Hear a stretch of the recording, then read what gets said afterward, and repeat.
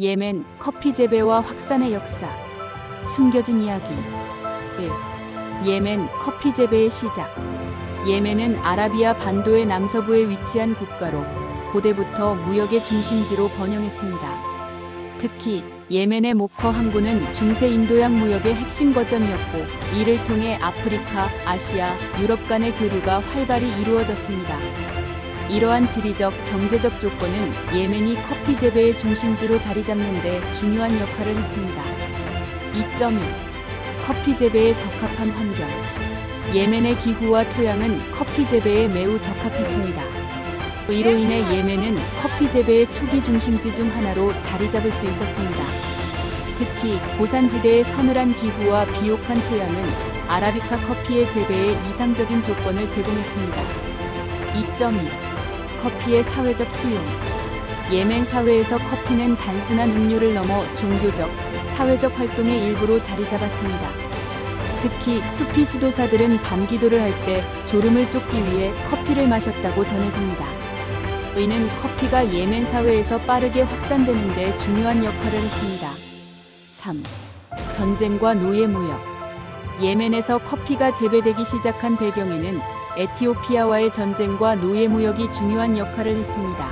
이 과정에서 에티오피아인들이 예멘으로 끌려가면서 그들이 소비하던 커피 문화도 예멘에 전파되었을 가능성이 있습니다. 에티오피아와 예멘은 고대부터 지리적으로 가까운 위치에 있었기 때문에 교류가 활발했습니다. 그러나 중세 시기에는 두 지역 간의 정치적, 종교적 갈등이 빚어지며 전쟁이 발생하기도 했습니다. 특히 14세기경 예멘의 라술 왕조는 에티오피아와의 전쟁에서 승리하면서 많은 에티오피아인들을 노예로 잡아갔습니다. 14세기경 예멘의 라술 왕조와 에티오피아 간의 전쟁, 그리고 그 과정에서 발생한 노예 무역에 대해 더 상세히 설명드리겠습니다.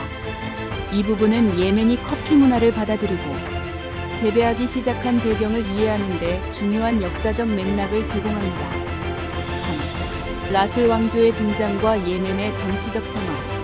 라술 왕조는 1229년부터 1454년까지 예멘을 통치한 이슬람 왕조로 특히 남아라비아 지역에서 강력한 영향력을 행사했습니다. 이 왕조는 예멘의 정치적 통합과 경제적 번영을 이끌었으며 무역과 농업을 중심으로 한 경제체제를 구축했습니다. 라술 왕조는 예멘의 타이즈와 사나를 주요 중심지로 삼았고, 이를 통해 아라비아 반도와 아프리카 대륙 간의 교류를 활성화했습니다. 라술 왕조는 또한 해상 무역을 통해 번영을 누렸습니다.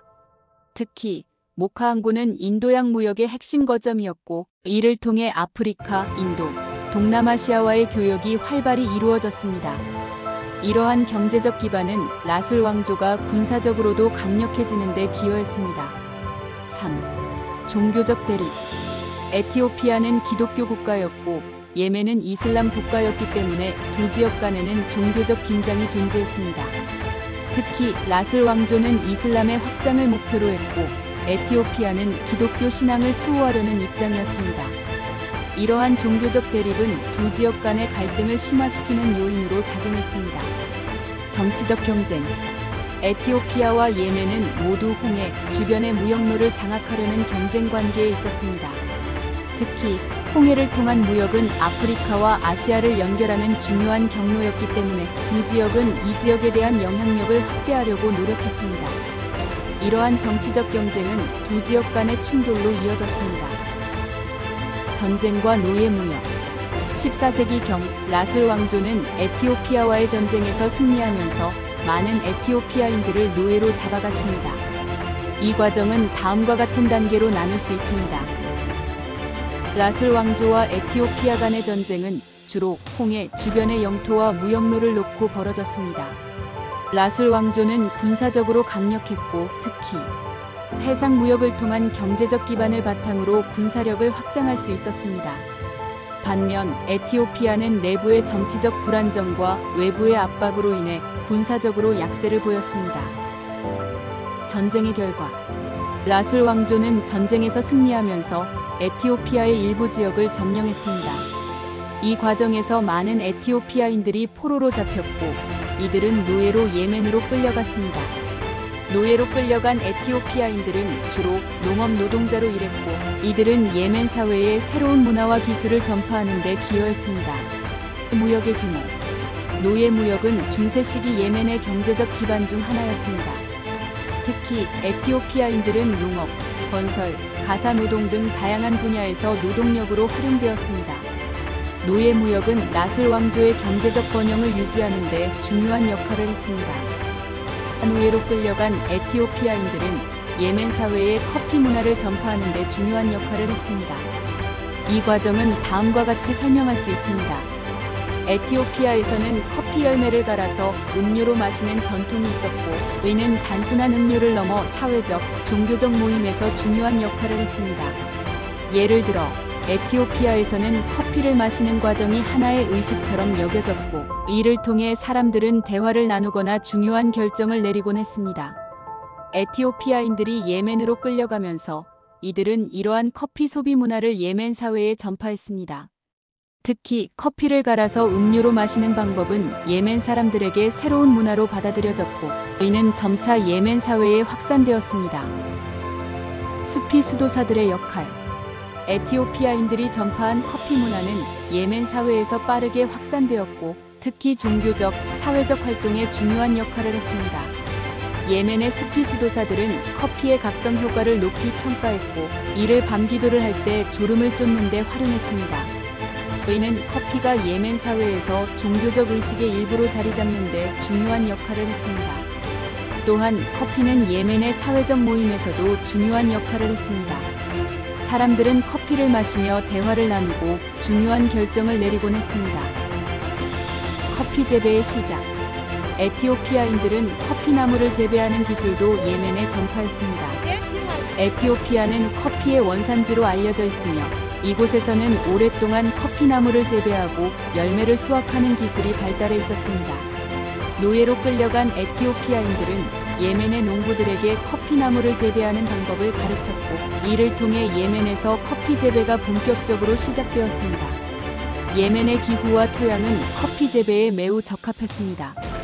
특히 고산지대의 서늘한 기후와 비옥한 토양은 아라비카, 종커피의 재배에 이상적인 조건을 제공했습니다. 에티오피아인들의 기술 전파와 예멘의 자연 조건이 결합되면서 예멘은 커피 재배의 중심지로 자리 잡을 수 있었습니다. 예멘은 사막지대가 많은 국가이지만 커피 재배는 주로 서부 고지대에서 이루어집니다. 이 지역은 사막과는 달리 비교적 비옥한 토양과 적절한 강수량을 가지고 있어 커피 재배에 적합한 환경을 제공합니다. 아래는 예멘에서 커피가 재배되는 방식과 환경에 대한 설명입니다. 지리적 조건. 고지대 재배. 예멘의 커피는 해발 1000m에서 2000m의 고지대에서 재배됩니다. 특히 서부 지역인 하라즈, 마타리, 사나 등이 주요 재배지입니다. 고지대는 낮과 밤의 온도 차이가 크고 적당한 강수량과 안개가 자주 발생합니다. 이러한 조건은 커피 체리의 서서히 익는 과정을 도와 풍미를 더욱 풍부하게 만듭니다. 화산성 토양이 풍부하여 미네랄이 풍부하고 배수가 잘 되는 토양 조건이 커피 재배에 이상적입니다. 4.3. 재배 방식. 전통적 재배. 예멘의 커피 농가들은 소규모로 운영되며 전통적인 농법을 고수합니다. 대부분의 커피나무는 자연 그대로의 환경에서 유기적으로 재배됩니다. 예멘의 산악 지형은 계단식 농업으로 유명합니다. 이 방법은 경사진 지형에서 토양 유실을 방지하고 물을 효율적으로 관리하는 데 도움을 줍니다. 그늘 재배. 커피나무는 종종 다른 나무 아래에서 그늘 재배됩니다. 이는 직사광선을 피하고 커피 체리가 천천히 익도록 도와 풍미를 더욱 깊게 만듭니다. 수확 및 가공. 예멘의 커피는 대부분 손으로 수확됩니다. 익은 체리만을 선별적으로 수확하는 방식으로 이는 높은 품질의 커피를 생산하는 데 중요한 역할을 합니다. 예멘은 전통적으로 건식 가공 방식을 사용합니다. 커피 체리를 햇볕에 말린 후 껍질을 제거하는 방식으로 이 과정에서 커피는 과일 같은 단맛과 독특한 풍미를 얻습니다. 물 공급. 예멘의 고지대는 연중 적당한 강수량과 안개가 자주 발생합니다. 이는 커피나무에 필요한 수분을 공급하는 데 중요한 역할을 합니다. 일부 지역에서는 오래된 관계 시스템을 사용하여 물을 효율적으로 공급합니다. 예를 들어 산하 지역에서는 고대부터 사용된 관계 시설이 여전히 활용되고 있습니다. 5. 역사적 기록과 증거. 위의 서술들은 역사적 기록과 증거를 통해 추적할 수 있습니다. 특히 14세기와 15세기의 아랍 문헌에는 라술 왕조와 에티오피아 간의 전쟁, 노예 무역, 그리고 커피 문화의 전파에 대한 기록이 남아 있습니다. 16세기 아랍 학자 압드 알카디르 알자지리는 커피의 역사와 문화에 대해 상세히 기록한 중요한 저작을 남겼습니다. 그의 책은 움다트 알사파 힐 알카후아로 커피의 기원과 사용에 관한 최고의 자료라는 의미를 담고 있습니다. 이 책은 커피의 기원, 전파, 그리고 사회적, 종교적 활용에 대한 최초의 체계적인 기록 중 하나로 평가받고 있습니다. 이 책은 커피의 역사적, 문화적 중요성을 체계적으로 정리한 최초의 문헌 중 하나로 커피가 중동과 유럽으로 확산되는 과정을 이해하는 데 중요한 자료로 평가받습니다. 압드 알카디르 알자지리의 책은 커피의 기원, 전파, 그리고 사회적, 종교적 활용에 대한 다양한 주제를 다루고 있습니다. 이 책의 역사적 중요성. 압드 알카디르 알자지리의 책은 커피의 역사와 문화를 체계적으로 기록한 최초의 문헌 중 하나로 다음과 같은 점에서 중요한 의미를 가집니다. 1. 커피의 기원과 전파에 대한 최초의 기록. 이 책은 커피가 에티오피아에서 예멘으로 전파된 과정을 상세히 설명하며 이를 통해 커피의 역사적 뿌리를 이해하는 데 중요한 자료로 활용됩니다. 2. 사회적, 종교적 활용에 대한 기록. 커피가 예멘 사회에서 어떻게 소비되었는지 그리고 종교적 활동에 어떻게 활용되었는지에 대한 상세한 기록을 제공합니다. 3. 커피에 대한 종교적 논쟁의 문서화.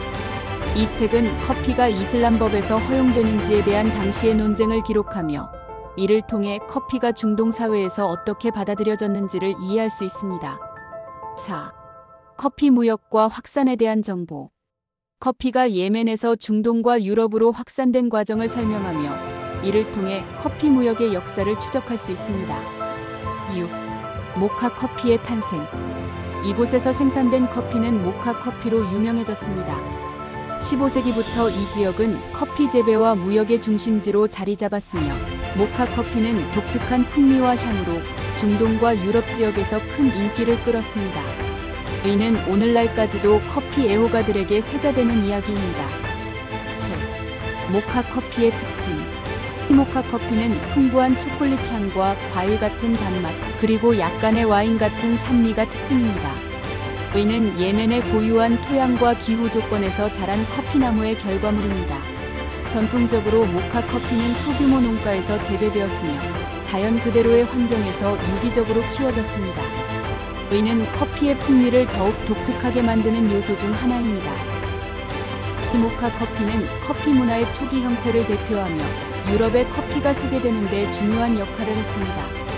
모카 항구를 통해 수출된 커피는 이탈리아, 프랑스, 네덜란드 등으로 퍼져나갔습니다.